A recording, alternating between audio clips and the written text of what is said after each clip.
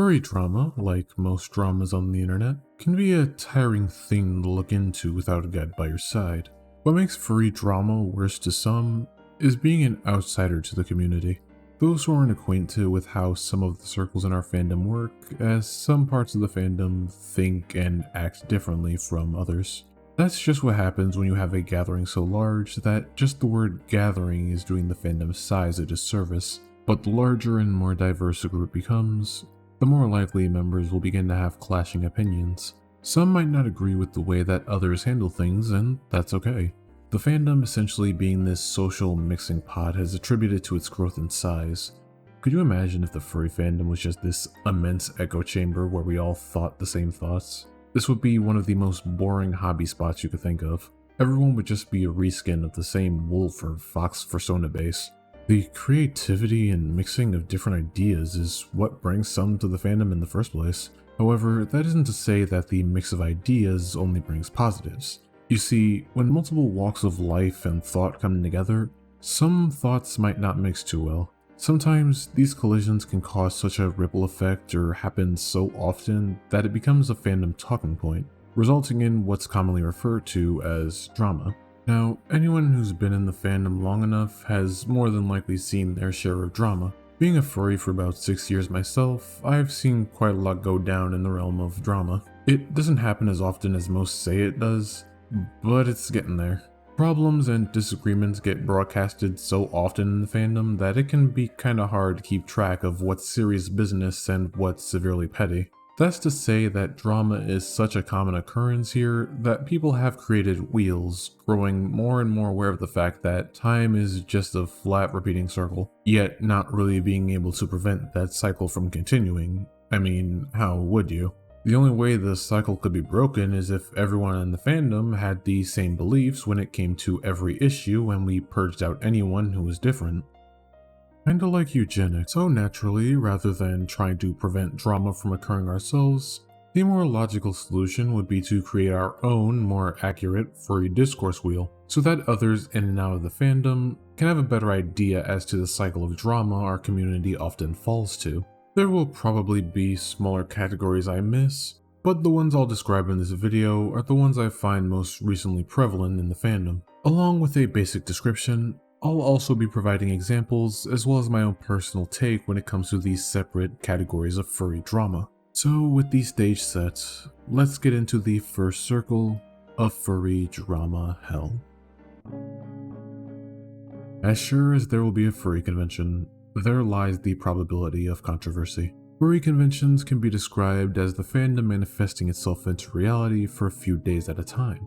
And as the fandom itself has the occasional fuck up, so too does the occasional furry convention. Although this is one of the most common and expected to occur, the events we mostly hear about are from the more prominent furry cons, as the more attendees you have, the higher probability for a select few to get a little quirky. Criminally so at times.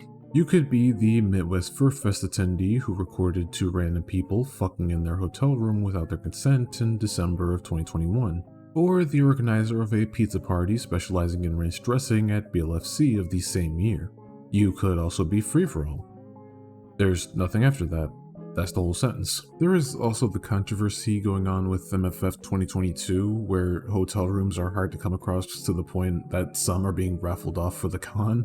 As I said, this is probably one of the largest categories on the wheel, possibly overlapping some of the other categories we have on here. But the reason this is in its own category rather than just this omnipresent subclass of everything else is due to just how important furry conventions are to certain portions of the fandom. They are literally get-togethers where attendees can be around other people who are into the same hobby as them. That's the definition of what a fandom is. They aren't supposed to be these places where a horrendous occurrence can latch onto the reputation of a convention for as long as it happens to survive. It just sorta happens. Babyfurs are definitely a niche portion of the fandom, a subsection of our ranks that will play as younger furry characters, be it an actual baby or more of a toddler.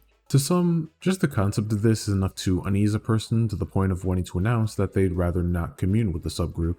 I'm not particularly interested in interacting with the Babyfurs side of things myself, but as long as they're not harming anyone and I don't have to see ABDL furries getting sexual in the Babyfur scene, It's all good.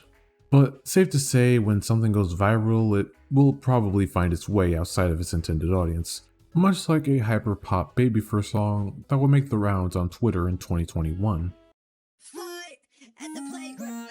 The song Playground by Dakbacks, while technically not a drama, had a rather controversial launch as the tweet promoting it left outside of the intended audience, resulting in a dichotomy of replies where you rather liked it or you thought it was the 100th Gek striking back with a vengeance. Looking back at it, there isn't really anything too harmful about it. It's just cringe, and that's about it really. People out there enjoy it, so that's there for them, I suppose. However, when it comes to the sexual portion of Babyfurs and ABDL I mentioned, some, including myself, may find concern with that region of the group, as the appearance of sexualizing infantile behaviors can appear rather pedophilic to the outside. This was the case for Wolfbird, who was set to be the guest of honor at Vernal Equinox 2023. Upon hearing word of this, a number of Babyfurs took issue with her stance and began making their concerns known to FE's staff, the backlash eventually resulting in Wolfbird being dropped as the con's guest of honor in late March of 2022. Although it wasn't until a few days later that another Furcon-based Babyfur controversy would pop up, as Motor City Furcon would end around this time. On April 4th of 2022, they would release a statement about how the con was a success, except for the absurd amount of vomit, fecal matter, and diapers left everywhere when the con concluded. I've covered both the Wolfbird and MCFC situations in a previous video of mine if you want more details, but the bottom line is, when a Babyfur-oriented drama occurs in the fandom, chances are that the drama stemmed from the concern of Babyfurs and ABDL practices being perceived as pedophilic. No matter your stance on that statement, this is one of the things that make the kink-oriented group appear as problematic as it seems. Sex. The furry fandom is big on being prideful about its members' sexualities, whether it be through celebrating who you are as a person or just fucking, through the physical act or through artwork. This is a pretty big and notable part of the fandom, the not safe for work aspect. There is no shortage of material here, and as you'd expect, some of it can get a little, mishandled or misplaced. You could just be scrolling across your Twitter feed and boom, dick shot. This perceived lack of moderation has smeared our community image at times, and has led to a few discussions in the fandom questioning how to better handle the not safe for work material in our community. Some have recommended we burn it all like a furry library of Alexandria. Others recommended a safe space for minors and asexuals alike, while unfortunately sharing a name with something that was far from family friendly. This discussion has even come up due to fursuits letting their dehunkla bunkleros hang and swing out in the open. Although a more recent one to hit the ground running just so happened to highlight the basis of this issue perfectly. Splatoon Vor. You see, on September 19th, the furry fandom fell into a controversy surrounding the Miiverse-like posts you can upload in Splatoon 3. For context, there's an upcoming Splatfest in the game, raising the question, what would you bring to a deserted island? The three options to choose from are gear, grub, and fun. The Vor furries couldn't really help themselves when grub got involved. This screenshot was posted on Twitter with the caption, "My 7-year-old cousin plays this game." I'm sorry if this next part comes off as a bit inconsiderate, but I still find it hard to comprehend the mental instability that would follow this post. How one would see this, someone raising the concern that kids play this game you've placed your softcore vor art into, and claim it to be pearl-clutching puritanism. Remember, think of the children as a right-wing psyop. Is your skull intact? Have you maybe stopped to think? Maybe people are thinking of the children in this case, because this has been a series marketed towards them. Oh, but so is Pokemon, I hear you say. Pokemon is a kid's game, and yet you still want to smash Obstagoon. This post isn't even porn. How is that any different from putting suggestive imagery in Splatoon, you ask? Well, you see, as Professor Oak has told us, there's a time and place for everything, but not now. When it comes to kink-centric material, moderation is your savior. Making the time and place for this material more obvious is the key to better defining the gap between what's safe for work and what isn't. Maybe then we, as a community, can stop arguing about whether or not vor is safe for work or not, or any kink-centric material for that matter. Pup hoods are a common form of kink gear to see in the fandom. As it's mostly associated with pup or pet play, most may see a pup hood and associate it with BDSM or other kink-oriented practices. To others, however, this hood could be perceived as a part of their identity, similar to being prideful about your sexuality. As to some, being prideful is more about who they are as opposed to the person they want to bang.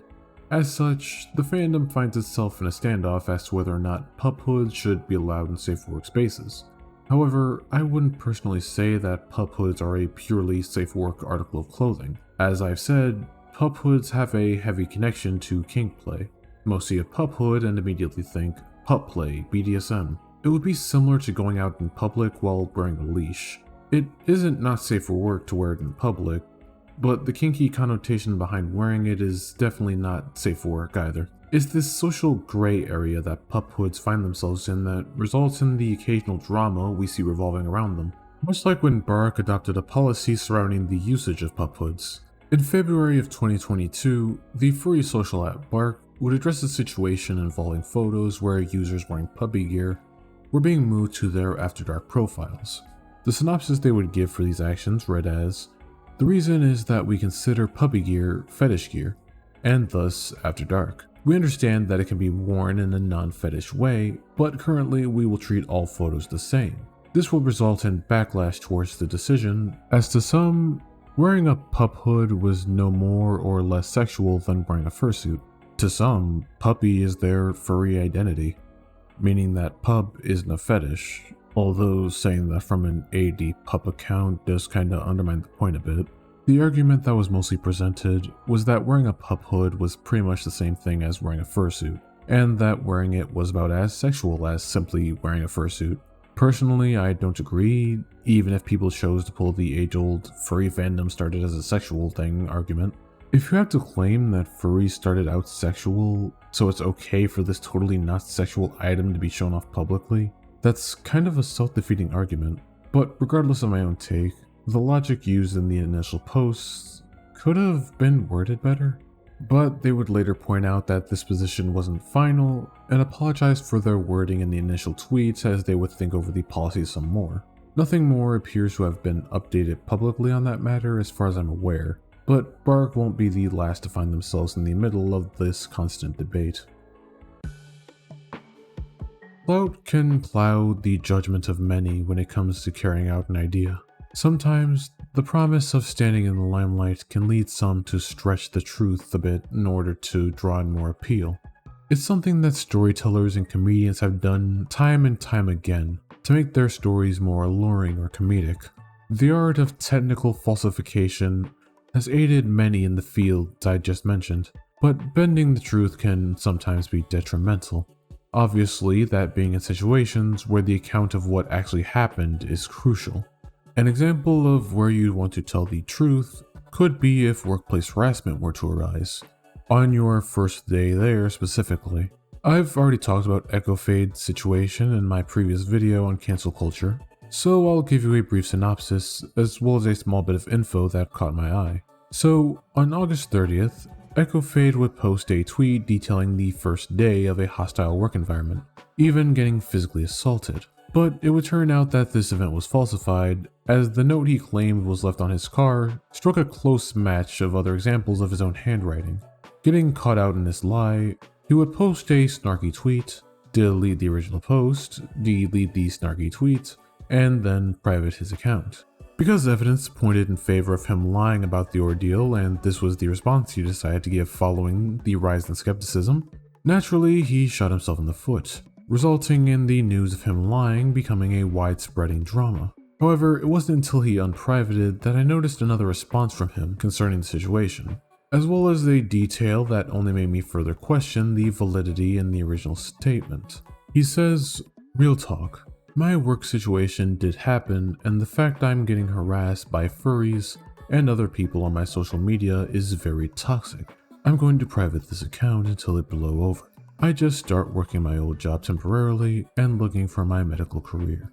This isn't the first time this shit is happening. When my dad passed away, people on Twitter say it's fake news and stuff, but he's actually gone. I'm not here for clout chasing or racking up followers. I tweet things about what's going on with my life and talk about lemons. Naturally, I was already skeptical of the work situation following the handwriting comparison, but out of curiosity, I wanted to see if people actually did refer to his father's death as fake news.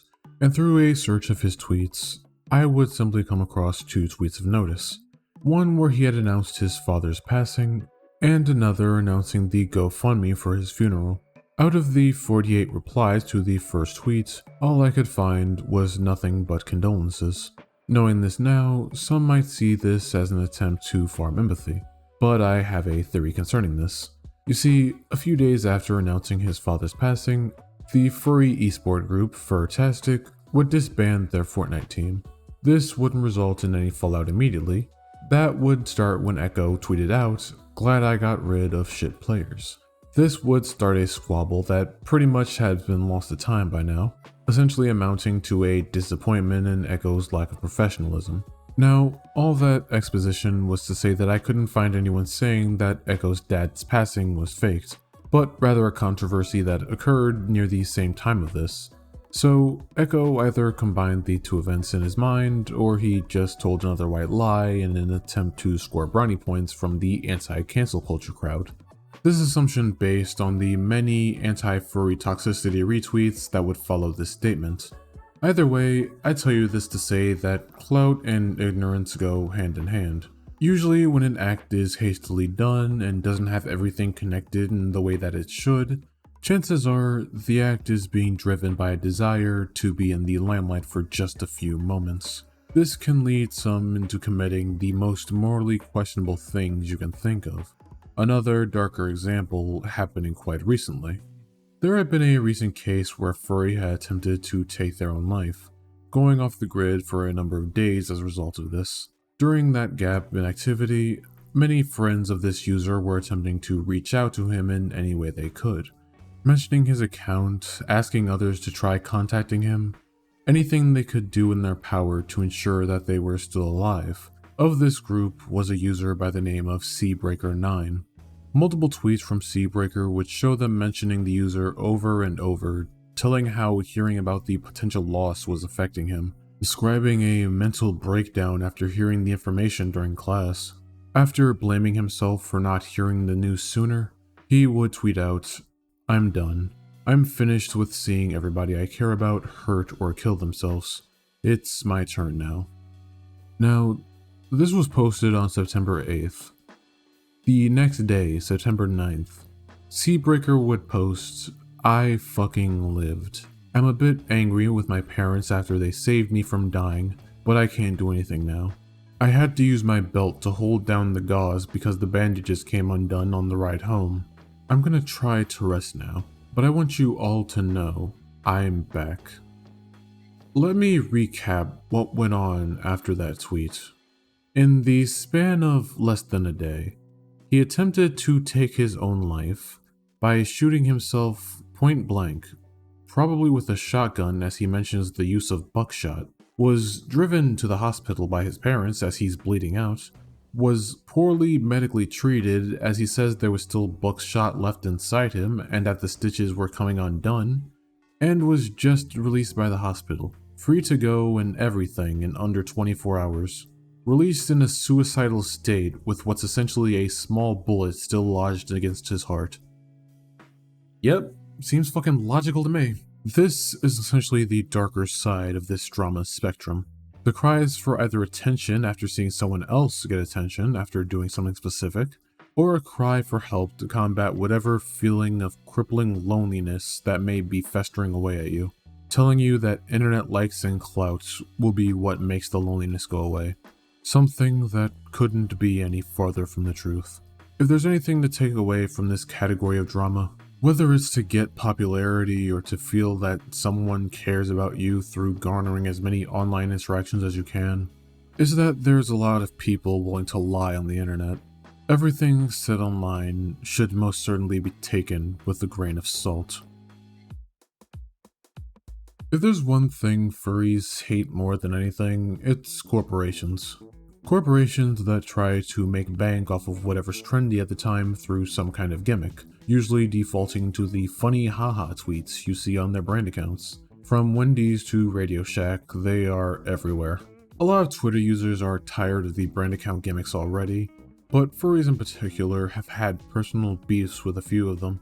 And almost expectedly, they more often than not just devolved into just spam brands with porn. Now, the logic or justification for this is that the furry fandom shouldn't be marketable. Brands shouldn't be able to make money by using or even trying to interact or appeal to furries, unless we find the end result hot enough, in which case they get a pass. This is usually done under the umbrella of the phrase, "keep furry weird," a phrase that I personally have nothing but resentment towards, and not because of the people spouting this phrase making the furry community weird, but because of how long people have just been standing behind this oxymoron of a phrase. If you want to keep furry weird, just be a furry. Problem solved. Look at me. Do I look normal to you? The thing is, I personally can't see being in the furry community as anything but weird. I don't see furries becoming a normalized thing in society anytime soon, so what are they if not already weird? Being weird doesn't make it wrong, but you don't have to respond to a company's Twitter post with porn just so our community won't appear marketable. And yet, we have events such as the Skittles episode of December 2021. An episode where brand interaction would lead to beliefs that this was a corporate attempt at exploiting the LGBT and co-opting the furry fandom. Something that would quickly result in an art contest where people were asked to draw the most outrageous not safe for work image of a bag of Skittles wearing fox ears, just getting completely railed by a strangely muscular horseman, resulting in some artists who submitted mentioning the Skittles Twitter account so they'd bear full witness to the contest unfolding, something that Bnuuy, the organizer, would later condemn. Fortunately, this wasn't a pointless smut fest at the end of the day.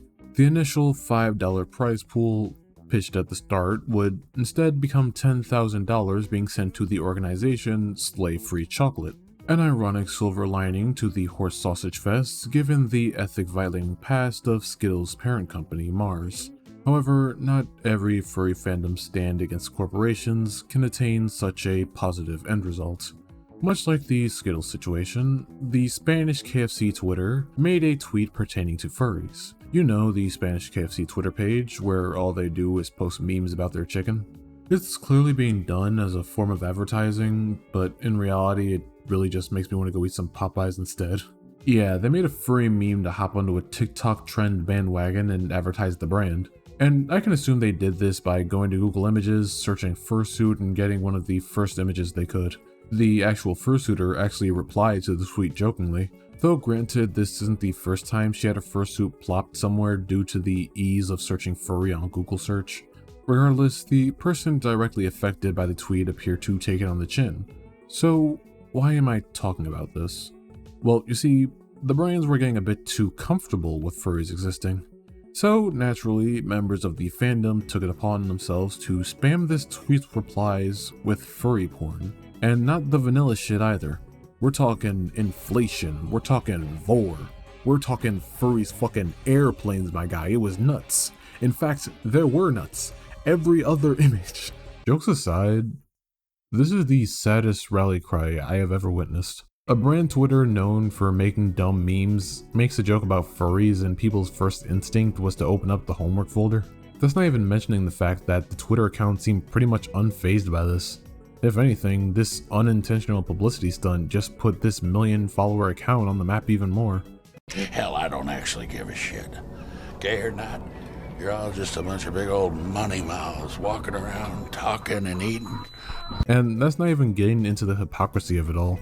All this talk about owning the corpse and keeping the furry fandom unmarketable, while waiting hand and foot for Disney and Pixar or DreamWorks to drop down the next anthropomorphic sexy person so that we can do nothing but fawn over and sexualize them for the next, I don't know, month at least until the next one shows up. What I'm saying is, there is a difference between being weird and being a sex pest, alright? Hotels have been willing to host furry conventions aplenty despite the fandom being quote-unquote weird. I doubt they'd be willing to house a bunch of furries if the fandom's reputation was just nothing but fetish-driven porn hoarders. That's probably what makes it one of the more idiotic drama categories to be included in this wheel. A stereotype that used to and still kinda does plague some parts of our community is that the furry fandom consists primarily of homosexual men. That if you ever encountered a furry in your lifetime, more often than not, they were just a gay guy. But clearly, I don't have to tell you that homo bro isn't the only archetype of furry out there. Furries can fully utilize both the heterosexual and female subclasses for better or for worse. If you need a reminder that women are fully accepted in the furry fandom, just look at this post here by Akama. I'm not saying women should cover up at all times or anything radical like that. I merely want to raise awareness that men should have the right to not get aroused unnecessarily and outside of our own will in public. See? This guy respects women. With stuff like White Kitten's Womb series, there seems to always be an occasion where women in the fandom just become a talking point. Like, a woman being in the fandom is this unheard of wonder or something. This discourse was always a confusing one, what with how sexualized a lot of female anthropomorphic characters are. Because of that, you'd think furries would learn to treat women well and respect them enough to earn a relationship or a one-night stand if both are into that. But then again, the furry fandom kind of sexualizes everything and you'd be a fucking idiot to think that. Listen, I don't need to beat you over the head with this. Just treat women like human beings, AFAB or otherwise. Thanks for coming to my TED Talk. This is one that's made a pretty large resurgence as of late. What is or isn't zoophilic in the furry fandom? This discourse rarely occurs among the fandom, but when it does, dear God does it go on. From your Harkness tests to your 1,000-year-old feral dragons, the quest to discover the zoophilic furry dog whistle is a tale as old as time. While I personally don't believe someone who indulges in not safe for work feral is inherently a zoophile, I do believe most indulging in it are most certainly playing with fire. With stuff like Pokemon or other fantasy creatures, you can argue that the Harkness test is best to go by when dealing with the morality of wanting to get your freak on with a fish. But when it comes to depicting real animals, I'm gonna find it suspicious. Just because that dog was made in source filmmaker doesn't make it morally okay, Billy. There are a few furry artists who have stated their stances on the content, either condoning or condemning the creation and use of the content. Of the artists who condoned this was Time. Time is a furry artist who had previously been outed as a consumer of feral porn due to the content of their alt account being called into question in June of 2022. Seeing Kime commission and produce anatomically correct, not safe for work feral resulted in many questioning whether the artist was actually a zoophile or not, something that led to them uploading a now deleted video where they addressed the controversy, giving a TLDR that the account was meant to be private, separate from his main account, and that they aren't interested in fornicating with real animals. And to be honest, the whole thing was meant to be an alt for a reason, you know? Like, this was meant to stay separate, and if you wanted to see it, you'd see it, and if you didn't want to see it, you should block, and you should move on. I feel like it should be pretty clear that I don't act out the things that I see in fiction. I think most adults are aware that that's not how this works, and I don't want to do anything in real life. That's never been a question to me or anyone who knows me. Instead, they wish to be the animal getting fornicated in the fantasy. You know, a lot of it for me is escapism. Feeling alienated with being a human and wanting to be an animal. Sort of like the evolution of RPing dogs on like the playground in elementary school. I am now an adult and I do that same sort of RP, but with other adults. Through art and online, you know, and because we're adults, it's gonna be an adult related RP, and if that upsets you, I can't change that. I guess TLDR, I want to be the animal. I don't want to do things to an animal. Anyways, I hope that clears things up. Something I personally find questionable myself, but they say it's only a fantasy. A fantasy they partake in only with consenting adults. So I'm sure a block or mute would suffice for me, as I'd rather not come across the content. As the majority had either accepted this explanation from Kame or simply brushed it all off as another drama, this ordeal was a brief one, at least until later this year. In September of 2022, Kime would attend Furry Migration, A user who didn't agree with Keim's stance on feral artwork would spot him at this convention as they were attending it as well. They would then post about their attendance online, posting a photo of Keim. Along with members replying in agreement that Keim's presence was gross, this user would receive a sizable amount of flack for this post. While some was due to their usage of the incorrect pronouns, others found issue with it as it felt like somewhat of a cowardly public shaming. I mean, I get it. I have as much of distaste for feral content as the next guy. I prefer my fictional men bipedal just as most would. But I wouldn't say I dislike the content to the point of, say, blaming a flat tire on a feral artist's hit mob. You can hate feral art without having to make assumptions like that. When you make assumptions or paint this story that everyone who disagrees with you is out to get you, it starts to look like you're only doing things for clout and that any actual points about morality are only a fleeting thought in your mind. And if that happens, you can expect your critics to take this news running, claiming that because this person did what they did, that everyone who's against feral not safe for work is a teenage furry Puritan who just wants to sanitize the fandom for clout points. Something that should take no effort to dispute. But you have to remember, this is the furry fandom, a place where we've yet to set the bar of what is or isn't zoophilic in stone. Shortly after members of the fandom were reminded of the Keim situation, the debate of whether or not feral not safe for work was linked to zoophilia would kick off again as it does every other month. Only this time, the definition of zoophile began to ever so slightly bounce all over the goddamn place. Rather than actual discussions debating the similarities of bestiality and drawn bestiality in most cases, people would instead be called zoophilic simply because their anthro character had anatomically correct teeth. Just having canine teeth on a canine character in general was considered zoophilic by this person. I'm not going to question the validity of this too hard, regardless of the user conveniently being a minor, messaging an 18+ account about this, like a Puritan would or something like that. But I'm not going to question it. Instead, I'm going to tell you that it became the next inside joke that your Sona having animal features of any kind was considered zoophilic. I say inside joke because I can't help but doubt the validity of the posts surrounding this topic. You mean to tell me that there's just minors specifically going around saying different animalistic traits of furries that are zoophilic? I'm not gonna say that it didn't happen, but I am heavily skeptical it did. Regardless, this would be a talking point for a while, much to the dismay of myself, as it simply blurs the line of what is or isn't zoophilic to the point of making it easier for actual dog fuckers to associate with the fandom now. What only makes it worse is that the wheel is guaranteed to stop on this spot at least every other month. It's a guarantee that the fandom will debate this over and over again, with nothing but a pile of fuck all to signify the topic's hiatus. In short, don't fuck dogs. Also, if you beat it to art of animals based in reality, you are walking a very thin line. Schrodinger won't have your back forever. The ever-spinning wheel of furry discourse is an annoying, belligerent, and fast-paced object. A wheel that doesn't stop until done manually by whatever unfortunate soul should stumble across it.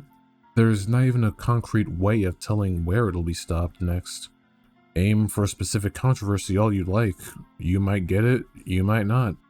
You might not even ever get a chance to stop the wheel yourself. All we can do is wait and brace for the consequences when someone does. It's coming. Any day now.